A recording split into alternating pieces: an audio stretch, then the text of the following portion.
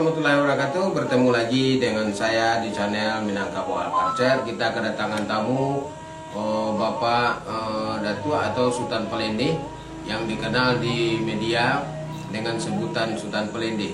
Nanti kita akan mengupas sedikit permasalahan perang Padri dan permasalahan tentang Imam Bonjol, tentang Haji Miskin, tentang Haji Piobang, dan satu lagi Haji Sumania. Oleh sebab itu kita nanti akan fokus dulu kepada Haji Piobang. Jadi bagaimana sih kaitan tiga haji ini dengan Imam Bonjol dan siapa itu Haji Piobang? Jadi itu pertanyaan mendasar. Kaitan tiga haji ini dengan Tuanku Imam Bonjol dan siapa itu Haji Piobang dan apa yang sesungguhnya perang Padri. Oke, tetap di channel ini, jangan lupa subscribe, like, dan share video ini. Ini adalah video untuk kebersamaan kita dan juga untuk terus mengenang bagaimana ranah Minang. Selamat datang Bapak Datuk Pelendeh atau Sultan Pelendeh di channel kami. Sesungguhnya siapa nih bawa nama Bapak nih di dalam media dan bagaimana sebenarnya di dalam suku atau adat. Jadi itulah dulu Bapak. Kalau bisa kita kuatkan ke bahasa Minang karena channel kita kan Minangkabau. Kalau bisa kita langsung berbahasa Minang. Kalaupun perlu ada yang dijelaskan dalam bahasa Indonesia tidak apa-apa, tapi kita akan mendasar memakai bahasa Minang. Dan para penonton dimanapun berada, yang dirantau di luar negeri dimanapun Anda berada, ikuti channel ini terus. Kita akan membahas dengan Datuk Pelendeh. Silakan Pak Datuk. Ya, nama kecil saya Suha April dan saya adalah tua kampung di Pesukan Salo, Negeri Piobang dengan Soko Datuk Sinarwadil dan Gala Sultan Pelendeh yang saya terima adalah waktu di berkeluarga di Jorong Piladang. Dan di media saya dikenal sebagai Sultan Pelendeh. Di kampung di Negeri Piobang saya dikenal sebagai dalam adat penungkek Datuk Sinarwadil. Oke, siap. Saudara-saudara, sudah kita ketahui bahasanya Bapak Sultan Pelendeh adalah salah satu yang menjadi bagian pergerakan atau budaya yang masih hidup di alam Minangkabau. Jadi beliau adalah tetua-tetua yang juga melatih para penghulu-penghulu atau datuk-datuk yang baru yang ada di Minangkabau. Sekarang kita fokus kepada permasalahan yang sesungguhnya, yaitu tentang sejarah Haji Piobang. Tapi sebelumnya kami ingin tahu dulu, Ambo sebagai generasi Minangkabau, mungkin generasi-generasi lain juga ingin tahu Mbak Datuk, apa sebenarnya perang Padri itu yang dimulai pada tahun 1803 sampai 1838? Sebenarnya perang Padri itu dimulai dengan kedatangan trio Haji, yaitu Haji Piobang, Haji Miskin, dan Haji Sumania. Haji Sumania itu berasal dari Pandesike, Kabupaten Agam. Haji Sumania, Haji Miskin berasal dari Pandesike. Haji Miskin berasal dari Pandesike. Ya. Pandesike. Haji Sumania itu berasal dari Tanah Datar. Dari Tanah Datar. Sedangkan Haji Piobang lahir di Piobang. Oh, Haji Piobang, beliau kok lahir di Piobang. Ya, lahir di Piobang pada tahun 1768. Terlahir dengan nama Muhammad Amin bin Abdurrahman. Ya, sekarang apa hubungannya Jo Imam Bonjol dan kenapa muncul kata-kata Padri dan perang Padri? Padri itu adalah kata-kata dari Belanda yang maksudnya dalam bahasa apanya itu pendeta. Sebenarnya yang cocok itu sebenarnya perang Badar, bukan perang Padri. Begitu. Jadi Padri ko asal katanya dari kata-kata dari orang Belanda. Orang Belanda. Yang artinya pendeta. Jadi perang Padri ini, para penonton sekalian, para penggemar MAC, adalah asal kata dari bahasa Belanda, atau sebutannya padri. disebut dengan padri, dan sebenarnya itu adalah pendeta. Sementara di ranah Minang waktu itu padri itu yang dipimpin oleh kaum-kaum ulama yang tiga itu tadi, Haji Miskin, Haji Piobang, dan Haji Sumani. Dan keterkaitannya dengan Imam Bonjol apa tuh Mada Tua? Sebenarnya perang padri yang disebut padri itu adalah pertentangan antara kaum adat dengan kaum ulama. Jadi itu yang menyebabkannya berseru di Imam Bonjol. Kemudian yang kaum adat dibantu oleh Belanda. Jadi dengan adanya pertentangan itu tadi antara kaum adat Masuklah Belanda dengan kaum ulama, maka masuklah Belanda di dalam pertentangan tersebut. Dalam pertentangan itu tadi. Jadi ini terjadi pada tahun 1803 sampai 1838. Kan begitu. Ya. Kini kita ingin tahu bila ketiga haji ko pertama kali basobok jo Imam Bonjol. Ya. Berarti kan sebelum 1803. Logikanya. Tidak. Oh enggak. Nah, Jadi Imam Bonjol yang dikenal sebagai Petosari, ya, Tuanku Imam Bonjol itu lahir di Bonjol. lahir di Bonjol. Dengan bapaknya orang Sungai Rimbang. Bapak orang Sungai Rimbang. Ya, Sungai Rimbang. Nah, Seliki. Jadi bapaknya orang Suliki. Ya. Oh begitu. Jadi setelah trio haji itu datang ke Ranah Minang, bertemulah dengan Imam Bonjol dalam satu tempat. Karena kedatangan tiga haji itu di masing-masing kampung itu memang tidak diterima. Pada dasarnya tidak diterima oleh kaum adat. Jadi kaum adat tidak menerima ketika tokoh Ya, Katiko baru datang baru memasukkan ajarannya ke dalam budaya Minangkabau. budaya Minangkabau. Oke, kok bisa bentuk itu Pak Sultan Perendi? Apa masalahnya ketika itu? Kok kaum adat menentang kaum ulama yang dikenal dengan kaum padri? Koknya menentang permasalahan itu? Karena kaum adat di waktu itu membolehkan seperti judi, sabung ayam, minum tua, sementara dari ulama tidak membiarkan. Jadi dari ulama yang ada di Minangkabau yang dikomando oleh tiga haji tadi itu tidak menyetujui kegiatan yang salah membudaya di Minangkabau. Ya. Tapi itu kan budaya, hal-hal seperti itu ada tidak berkaitan dengan kebiasaan lama? Kalau karena yang membawa pembaharuan adalah kaum agama, jadi tentu kita bertanya, sebelum itu ada tidak kaum agama lain yang membolehkan seperti itu? Seperti Hindu dan Buddha yang masuk ke dalam ini, yang masuk ke dalam Minangkabau membolehkan, Ya. begitu ya kan? Ya. Sekarang ditentang dengan pembaruan Islam. dengan pembaruan Islam, dengan ajaran dan aturan Ya, Islam, ya. dan itu ditentang. Oke, yang jadi permasalahan bukan permasalahan antara agama Islam dengan agama sebelumnya yang membuat orang Minang harus merubah adat istiadatnya ke depan, kan itu Ya, terutama kebiasaan minum tua, Ya. judi dan sabung ayam. Ya. Tetapi kebiasaan-kebiasaan yang tidak sesuai dengan syariat Ya, Islam. ya, oke. Berarti adalah beberapa permasalahan yang terus menjadi momok di tengah masyarakat Minangkabau zaman dahulu itu, yang membuatnya harus mencari sebuah kekuatan lain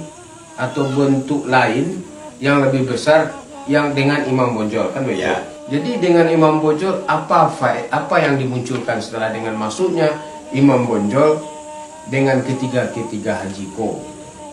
Ya, dengan masuknya Imam Bonjol jelas menyusun kekuatan, menyusun pertahanan dan strategi. Untuk melawan kaum adat, Ya, untuk menentang kebijakan kaum adat ya, yang telah waktu itu menganggap hal yang haram di dalam Islam adalah benar di dalam kegiatan sehari-hari orang Minangkabau. Ya, kebudayaan. Begitu. Dalam kebudayaan Minangkabau. Ya, berarti. Tapi pada intinya kalau menurut Pak Sultan Perendi tidak. Kalau kita jadikan diri kita pada zaman itu sabung ayam, judi, cile apa kecil pada tu tadi Minum tua. minum tua. Amu rasa sampai nanti aku masih ada orang Minang melakukan itu. Ya, Tapi di waktu itu Jadi bagus sebenarnya. dalam segi adat istiadat kita memandangnya gitu. dalam segi adat yang menyangkut kebudayaan Minangkabau memang Ya. sudah termasuk. Tapi dalam syariat agama Islam yang dibawa oleh 3 haji itu memang tidak dibolehkan. Dan itulah jadi pemicu. Itulah yang jadi pemicu. Dan disitulah Belanda masuk. Ya. Oke. Dan Disitulah Belanda masuk. Karena adanya pertentangan antara kaum adat dengan kaum ulama yang ada di Minangkabau waktu itu pada tahun 1803 sampai 1838 maka terjadilah perang Padri. ya, Dan kaum adat didukung oleh Belanda. orang Belanda. Itu kira-kira dun sanak sekalian yang ada dimanapun berada. Jadi sanak sadonyo tadi kan awak lah mencari penjelasan dari Pak Sultan Palindi bahwasanya permasalahan adat dengan permasalahan agama yang berkembang setelah adanya agama Hindu dan Buddha di Minangkabau ketika itu pada masa dahulu masuk agama Islam sudah tuh muncullah tokoh Haji Miskin, Haji Sumani, Haji Piobang. Jadi kita kini bahas dulu salah satu haji yang ada di daerah 50 kota yang dikenal dengan Haji Piobang, dan daerah pun ada yang bernama daerah Piobang di Nagari Piobang. Jadi kini Pak Sultan, Haji Piobang kok ada ndak nama keteknya? Ada. Siapa nama keteknya Pak? Nama ketek beliau Haji Muhammad Amin bin Abdurrahman. Muhammad Amin bin Abdurrahman, lahir tahun 1968. Lahir 1968 Ya. Dan ini udah gadangan di mana kamu Pak Sultan? Ya, di waktu kecil sampai usia 8 tahun beliau ada di Piobang. Jadi nyo gadang di Piobang. Ya, waktu kecilnya sampai usia 8 tahun. Jadi tadi disampaikan dalam usia 8 tahun nyo masih di Piobang. Ya. Sudah tuh Di masa remaja beliau bersekolah di daerah Sidempuan, di daerah Madinah sekarang. nyo di Sedempuan Ya, sudah. di sebuah pesantren di Purbalama. Terus Kemudian setelah tamat di setingkat madrasah atau sekolah SD, beliau tamat berangkat ke Aceh Barat atau tepatnya ke Melabu. nyo barangke ke Aceh. Jadi di situ mulai nyo menuntut ilmu masalah agama. Ya, Jadi Haji Piobang ko belajar ilmu agama secara lebih detail di Aceh. Ketika itu Islam lah masuk ke Pulau Sumatera. masuk. Oke. Lanjut, mertua. Kemudian setelah tamat di tahun 1792, Ya. beliau pulang ke Piobang dalam usia 18 tahun. Pulang pada usia 18 tahun Ya. ke Piobang. Ya, Aku diterima enggak di masyarakat ketika itu? ya waktu itu diterima lah. Beliau anak orang Piobang. Karena anak orang Piobang diterima. Ya, bersuku Melayu. Bersuku Melayu. Ya, bapakku kecilnya gue. Bapakku ke China aku. Berarti ada enggak nyoba berumah tangga? Sempat berumah tangga ke suku Kujanye. Bahkan sempat mempunyai anak bernama Ulila Babala Matwayi. Apa gulanya, mertua? Matwayi sesuai dengan nama surau yang ada di Piobang, di Joronggando. Di tempat mana beliau tuh dibunuh. Jadi Haji Piobang dibunuh di Piobang. Dia di Piobang setelah perang Padri selesai. Sesudah perang Padri selesai. Ya, tahun 1842. Tahun 1842. Beliau meninggal itu tahun 1842. Beliau berangkat beliau melangsung pernikahan. Beliau melangsungkan pernikahan di tahun 1792. Jadi tahun umur berapa Haji Piobang menikah? Haji Piobang menikah tepat di usia 20 tahun. Usia 20 tahunnya menikah. Ya, Jo orang Piobang. orang Piobang dengan suku Kutianyi. Oke. Jadi sesudah tuh banyak pergerakannya tentang Waktu itu belum ada istilahnya pergerakan. Beliau hanya fokus kepada syariat agama dan beliau belajar untuk itu. Iya.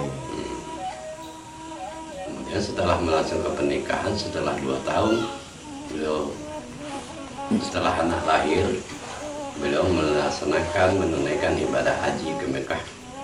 Pergi ke Mekah.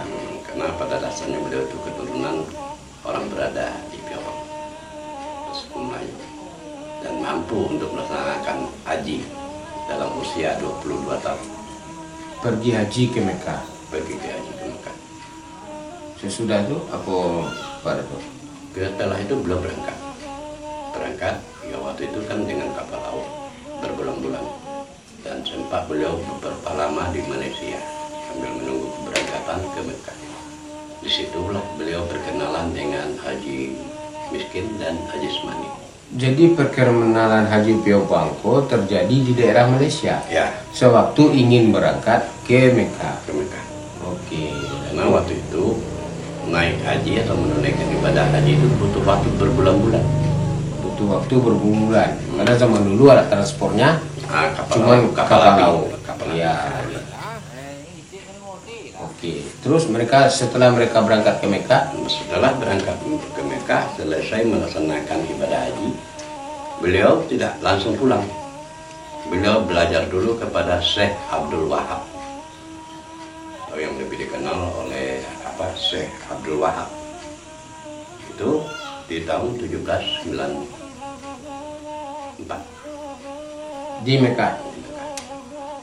Kemudian pecahlah revolusi di Mesir dan Turki melawan pasukan Napoleon Bonaparte.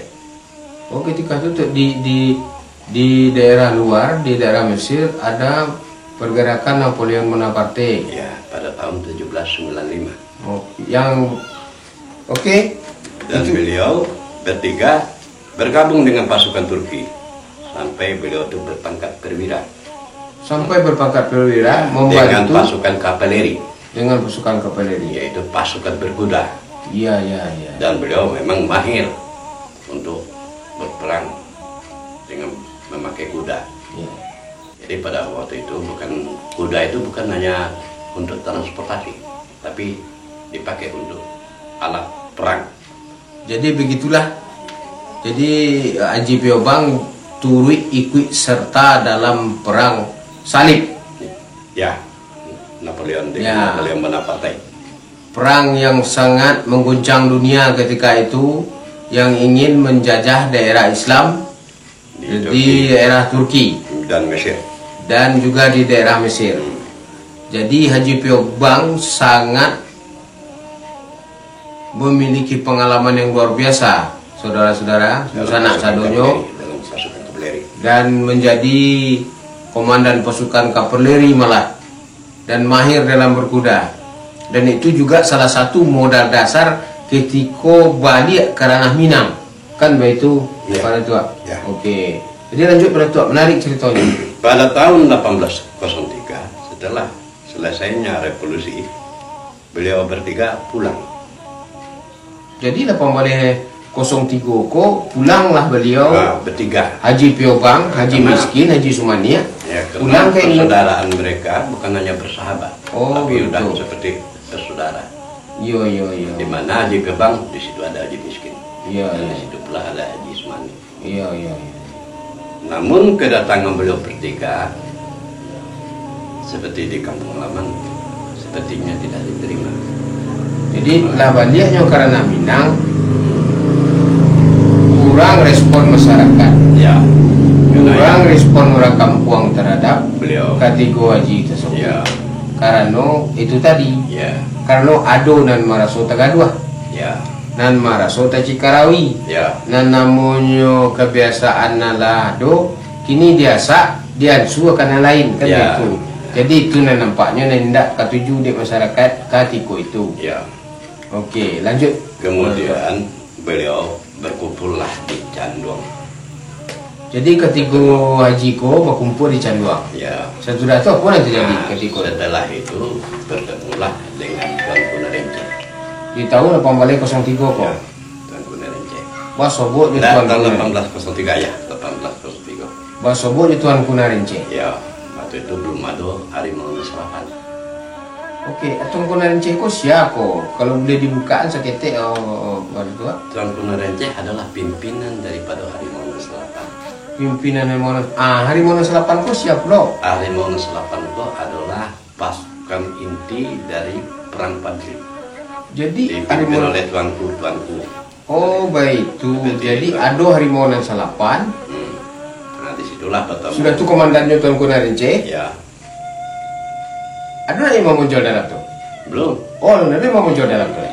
Jadi setelah itu barulah disusun strategi dan bertemulah beliau dengan Petosari yang akhirnya bergelar Tuanku Imam Bonjol. Karena waktu itu seluruh yang ulama-ulama itu dipanggil sebagai tuanku. Oh.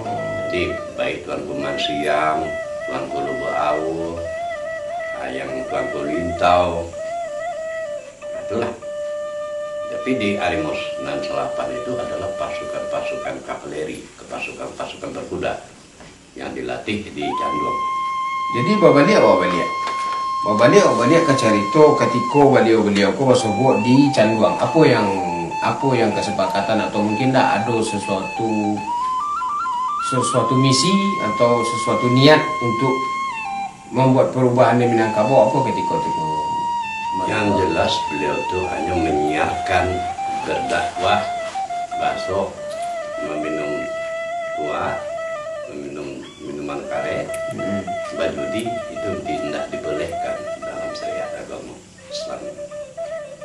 Waktu itu alun-alun ada bahasa di sarak-sarak bahasa di kitabullah alun-alun. Alun. Sumpah Satya Malam belum ada musik. Iya. Jadi suatu bagaimana itu? Nah setelah itulah berkumpullah di Agam datanglah Imam Bonjol. Datang Imam Bonjol. Karena pada prinsipnya yang Pasaman itu yang daerah Bonjol itu kan masuk Agam. Jadi seluruhnya tokoh-tokoh inti dalam peperangan Padri itu tetap di Agam dan berbasis di Bonjol. Strategi itu disusun di Bonjol. Tapi pergudangan logistik dan pembatas senjata serta mesin itu di Goa Imam Bonjol di Parakitangan, tepatnya di daerah Gunung Umek ini. Jadi pembuatan misiu, Pembuatan senjata itu di Goa Imam Bonjol. Jadi pada mau Goa Imam Bonjol. terletak ada di sebuah goa di paling katangan, Ya, Palangkitangan. Ya. Jadi ada sebuah daerah yang bernama itu susahnya buatnya Mas. ya Palangkitangan. Ya, Daerah itu memiliki gua ya, dan itu menjadi basis ya, de Imam Bonjol Ya. dan pasukan-pasukan dan tokoh-tokoh adek waktu itu dan tokoh kaum Padri Bodo itu ya. sampai mempersiapkan perang Padriko. Nah, perang Padri. Dan itu bukan hanya Palangkitangan, termasuk Wadata. Iya, Ada iya. yang namanya Manggandi, disitulah tempat istilahnya kandang kudo. Terus sampai kini pun disebut dengan masyarakat di situ kandang kudo Toji. Kandang kudo Toji ko adalah Haji Pio Bang. Ya, Toji yang ketiga tuh. Haji yang ketiga ko. Jadi ada kandang kudonya daerah situ. Ya, karena Tuanku Imam Bonjol dia memang di situ. Karena jarak dari Palangkitangan ke Pelupuk itu hanya berjarak 10 kilo. 10 kilo. Nah, dan dari Pelupuk ke Bonjol itu kan berapa kilo tuh? 5 kilo. 5 dan 6 lah kan? Berarti yang terjadi waktu itu nampaknya sejarah yang ada di Nusantara kok secara umum kalau dicandik-candik mana tuh sesudah perang Padri itu masih ada namanya PDRI. Ya. Sesudah Indonesia Merdeka ada nama PDRI. Ya. Salah satu rentetan daerah yang menjadi basis PDRI termasuk daerah Ya. Kota Tinggi. Kota Tinggi. Ya, Nah, walaupun awalnya Saprudin Perwira Negara berada di Bidaralam. di Bukit Tinggi, Ya. Bukit Tinggi, tapi ujung-ujungnya dikunci sampai ke Kota Tinggi. Ya. Sudah itu baru berputar ke daerah lain kan begitu. Jadi tetap nampaknya daerah-daerah yang menjadi sentral salah satunya adalah Kota Tinggi, dan itu kebetulan mungkinlah sejarah pulau, lah takdir di Allah pulau dalam mengembangkan Islam Barado di daerah itu pulau. Ya karena secara geografis dan Kota Tinggi itu memang berbatasan langsung dengan Agam. Oh baik. Dan Pasaman, Bonjol. Iya. Malah dekat. Ibaratnya kalau nyoka Payakumbuh lebih, kalau seandainya ada jalan yang lancar lah ke Bonjol atau ke apa, lebih dekat mereka ke Agam. Iya. Lebih dekat ke Bonjol daripada ke Payakumbuh sendiri, Kota Payakumbuh. Iya, itu memang dari informasi MAC di lapangan memang kabarnya daerah itu dahulu kalunya ada semacam rel kereta api, ada semacam tambang amin, ada semacam pasar zaman dahulu kalau ketika Belanda lah menjajah di situ ya Mbak. Ya kalau dalam sejarah kota tertua itu Menggani, baru Bukit Tinggi, baru Padang. Jadi kota tertua di Sumatera Barat atau di Minangkabau Menggani. Menggani. Ya, karena di situ dengan fasilitas yang sangat lengkap, mulai dari PLTA sendiri, sumber tenaga listrik sendiri, iya. sampai ke rumah sakit. Aduh rumah sakitnya sama dahulu. Ya, bukan hanya tambang emas gitu. Aduh tambang amin, bukan hanya tambang amin. Bahkan bandara di Piobang itu dibuat kalau adanya sumber daya alam. Jadi penunjang daerah Kota Mangganiko. Ya, tapi sayang kebetulan saatnya mungkin Karena hanya sampai Siliki, sampai Lembanang itu rel kereta api dari Payakumbuh. Sementara stasiun dari Parangpolo sampai stasiun Payakumbuh ada. Jadi pembuatan rel kereta api dan bandara Piobang itu karena adanya sumber daya alam di lima kota baik tambang maupun pertanian. Jadi itulah kota tertua. Ya, di Menggani. Bahkan seluruh istilahnya kan waktu itu peralatan perang itu salah satunya kan kuda. Iya. Nah, di Menggani itu kandang kuda itu. Kemudian ada daerah di Puadata namanya Campaan Kudo. Disitulah kuda-kuda mati di zaman perang itu dikuburkan. Jadi namo Campaan Kudo sekitar daerah Pinang di Puadata ini. Bahkan makam-makam keramat itu banyak di Puadata. Dan tidak teridentifikasi siapa orangnya. Nah, salah satunya diperkirakan itu Haji Miskin. Dan dicurigai kemungkinan Haji Miskin itu adalah Haji Miskin. Ya. Oke, kita boleh dulu ke Haji Piobang. Ya. Sesudah Haji Piobang tiba di Canduang Cako, laba kumpul dengan yang namanya Tusobok dengan Tuanku Nerenceh, Bosobok yang Harimau Selapan. Apalah yang terjadi ketika itu? Harimau Selapan setelah memang demikian kuatnya pertentangan antara kaum adat dan kaum romantis itu terbentuknya Harimau Selapan yang dipimpin oleh Tuanku Nerenceh. Dan beliau itu memang sebutannya waktu itu seluruh ulama yang terkemuka itu Tuanku, dipanggil Tuanku. Termasuk Tuanku Imam Bonjol, Tuanku Rao, Tuanku Lintau, Tuanku Mensiang. Kalau dijumlahkan Mak Datuk lebih enggak 20 orang yang menjadi tokoh, yang menjadi sosok yang merubah Minangkabau sama dahulu. Ya lebih lah. Cuma yang ada dalam satu cerita sejarah, ya pemicunya kan dari kaum ulama itu meminta kepada Raja Pagaruyung untuk menghentikan judi dan minum tua tadi. Jadi waktu ketika itu masih kerajaan, namanya Pagaruyung. Iya, Pagaruyung. Oke. Itu bukti sejarah. Dan itu pun bukti yang tertulis itu ada yang dinamakan Plakat Panjang. Plakat Panjang artinya menyuruh Belanda itu masuk oleh beberapa orang nenek mama atau tokoh-tokoh adat yang ada di Padang dan Solo. Iya. Disuruh masuk untuk memperkuat, membantu kaum adat. Memperkuat kaum adat. Ya. Yang notabene kaum adatku adalah dalam lindungan kerajaan Pagaruyung. Ya. Jadi kerajaan Pagaruyung dan kaum adat dibantu Belanda Ya. melawan kaum Badri. Ya. Jadi kata-kata padri itu sebenarnya kata-kata yang dibuat oleh Belanda itu sendiri. Iya. Yang mengartikan pendeta, semacam pendeta, karena pakai sorban. Nah itu. Nah yang jelas kalau dibawa ke perang itu kan perang Pasibilida, perang Badar yang cocoknya kalau menurut versi sesudah itu kan. Jadi padri itu hanya sebutan.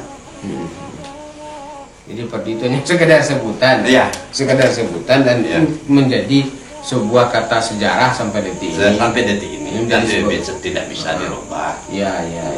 Tapi yang jelas ada 3 haji di situ yang sangat menopang keberadaan perang padri. Ya. Haji Piobang, Haji Miskin, dan Haji Sumania. Ya, karena mereka telah dilatih dengan sistem militer. Oke. Dan mereka juga perwira militer. Iya. Dan membawa ajudan itu pun juga dari Arab, Turki. Oke. Jadi sekian panjang penjelasan dari Bapak Datuk Palindi Cako dan sanak sadonyo di Mapun Barado. Jaleh bosonyo adonyo kato-kato adek bahasa di sarak bahasa di ketabullah tu munculnya adalah dari awalnya cikal bakal itu tentu berasal dari perang padri itu Cako. Sebab perang padri itu adalah sebuah ungkapan kato yang muncul dari Belanda yang menyebutkan padri itu tadi adalah kaum ulama. Kaum ulama itu yang awalnya secara garis besar waktu itu pada abad-abad 17-an waktu itu Indonesia masih bersifat kerajaan termasuk Ranah Minang. Waktu itu adalah di bawah kerajaan Paguriuang, tentu memiliki sistem adat dan istiadat. Jadi sistem adat dan istiadat yang ada di Minangkabau ketika itu tetap mengacu kepada adat yang lama berkembang di tengah masyarakat, dan tentu hukum-hukumnya pun bergantung kepada persetujuan dari kerajaan. Dan ketika itu secara legalitas, secara hukumnya Paguriuang ketika itu mengizinkan, pertama mengizinkan permasalahan berjudi, nyabung ayam, minum-minum, itu diizinkan. Dan itu sebenarnya tidak perlu kita salahkan. Kenapa? Karena Paguriuang itu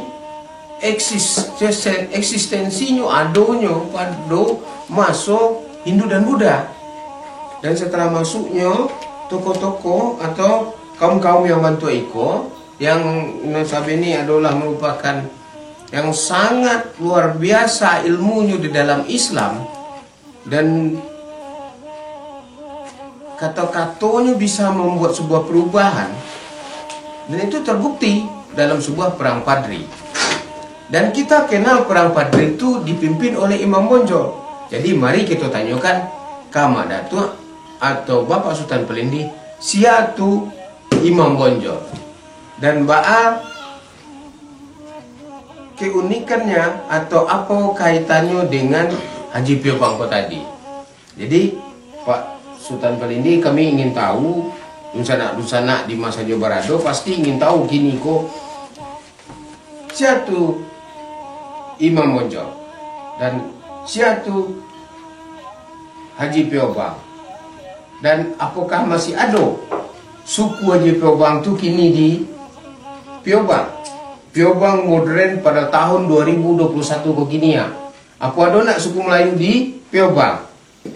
Nah, itu cek lah yang jadi tanya. Apa ada tak keturunan Haji Piobang di situ sampai kini? Nah, jadi sebelum itu, ambo ingin tahu juga siatu Imam Bonjol sebelum yang menjelaskan Haji Piobang. Silakan, Pak Datuk. Tuanku Imam Bonjol lahir di Bonjol, Pasaman pada tanggal 1 Januari tahun 1772. Ya. Dan beliau wafat dalam pengasingan di Lotak Pineleng, Minahasa pada tanggal 6 November tahun 1864. Ketika lah ditangkap Belanda.